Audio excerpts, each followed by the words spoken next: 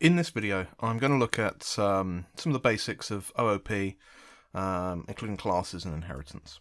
The reason we're going to look at this is because I feel that sometimes, if I give you an overview of some of these ideas or concepts, it puts a lot of other things into perspective and makes them a little bit easier to understand. So, object-oriented programming. This is all about treating everything as an object.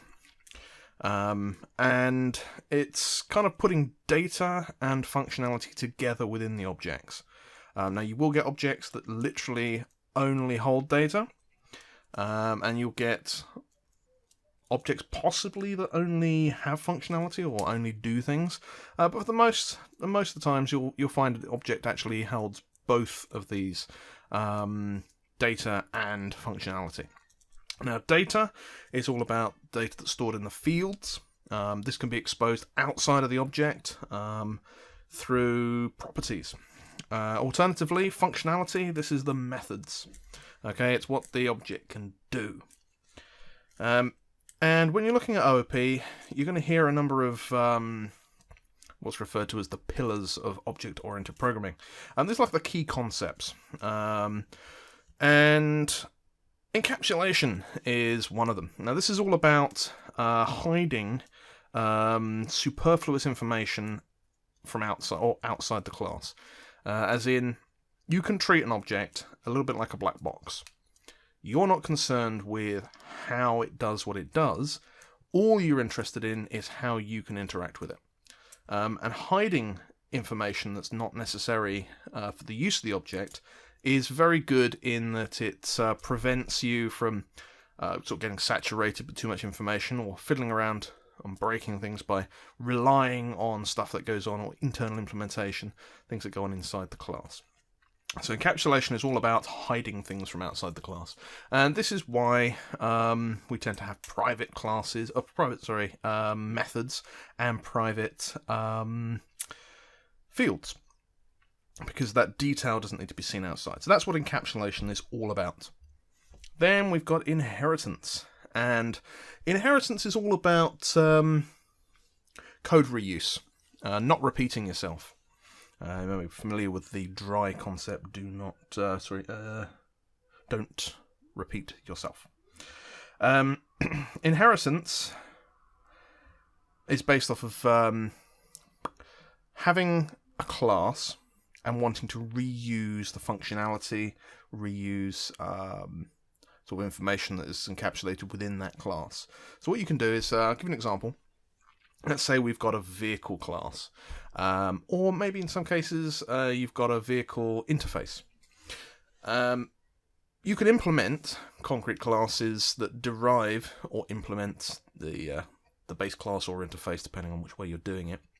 And what this means is that the inherited classes, or classes inheriting from a base, can access the methods and certain data that's held within that base object, which means you don't have to repeat yourself. You can simply pull the information from the base class. Polymorphism. This is all about looking at things in different ways, or if you think of an object that can morph itself into different things. So when you have an inheritance hierarchy, this is about looking at an object as if it were a different one.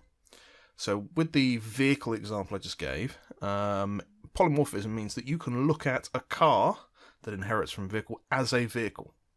And in fact, it's generally a good idea to program to the interface or to the abstract class, because this allows you to sort of take a number of different types of objects as required, and you're simply accessing the defined methods as if it was the object that's higher up in the tree.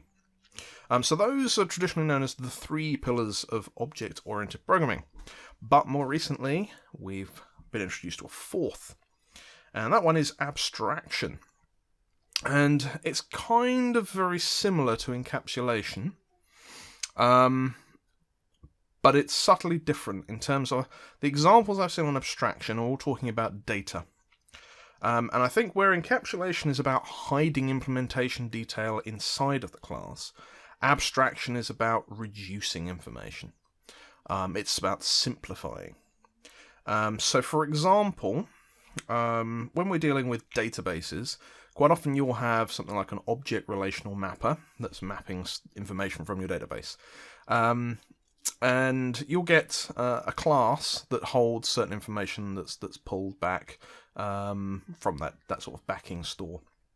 And abstraction, it would be, let's say you're dealing with a web interface and you want to drop out a bunch of data for the user, and then you want to read certain data that's written back. What you will probably want to do is create what's called a DTO, or a data transfer object. And what this is it's a class that holds information that the backing class will hold, but doesn't hold all of it. It only holds information that you would need in certain, or in that specific circumstance. The advantage of doing this, of course, is that it prevents you receiving or having data overwritten that's not necessary, or not necessarily what you want to be exposing to the outside world.